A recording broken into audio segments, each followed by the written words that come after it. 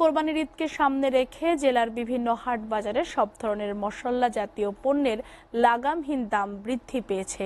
সেই সাথে বৃদ্ধি পেয়েছে সবজি এবং মাছ, মাংস এবং ডিমের দাম। ফলে দিশেহারা জেলার সাধারণ কর্মজীবী খেটে খাওয়া মানুষ।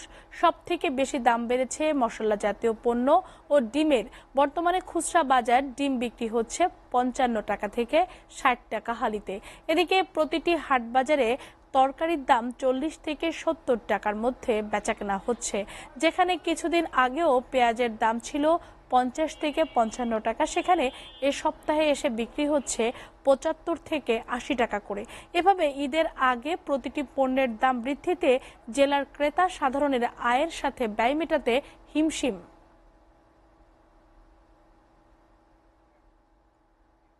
নিত্যপণ্যের বাজারের আরো খবর জানাতে ফরিদপুর থেকে সরাসরি যুক্ত হচ্ছেন সহকর্মী সুজাউল্লাহ জুয়েল। জুয়েল, বাজেট প্রস্তাবের পর বাজারের পণ্যের দামের উত্তাপে ক্রেতা বিক্রেতাদের প্রতিক্রিয়া কেমন দেখছেন? ওখানকার যারা আছেন তারা কি বলছেন?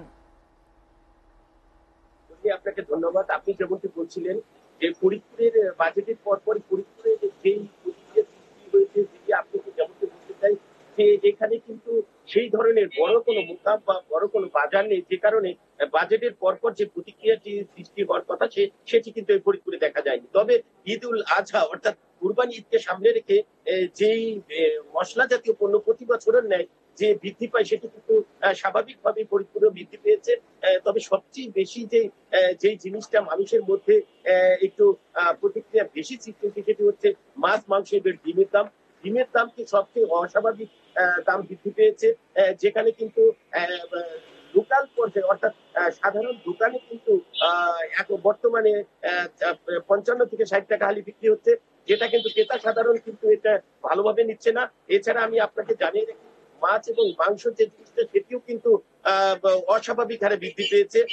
এর বাইরে যদি আমি আপনি মশলা জাতীয় পণ্যের কথা বলি, সেটি হচ্ছে যে এলাচের যে দাম, সেই এলাচের দামটি কিন্তু এখন আকাশচুম্বী। এখন 4000 টাকা কেজি বিক্রি হচ্ছে এই ফরিদপুরের বাজারে। এছাড়া অন্যান্য যে মশলা, যেটা দারচিনি, লবঙ্গ, জিরা, এটি কিন্তু এখন আগের মতন স্বাভাবিক আছে, কম বেশি, যেটা হচ্ছে যে 200 থেকে 300 টাকা কম বেশি বিক্রি হচ্ছে।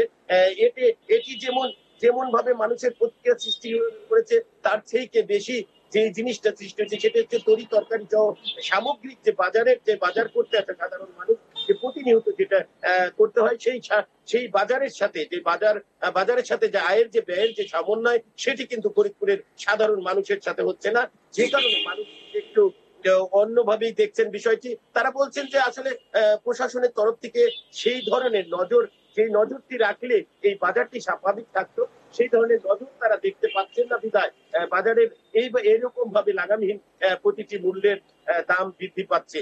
আমরা প্রশাসনের সাথে কথা বলেছি, প্রশাসন আসলে যেমনটি বলছেন যে আসলে সামনে এই ঈদকে সামনে রেখে কোন রকম বাজারে যাতে কোন রকম দাম বৃদ্ধির যে পায়তারা, সেই জিনিসটি যাতে করতে না পারেন, তারা সব সময় সজাগ রয়েছেন।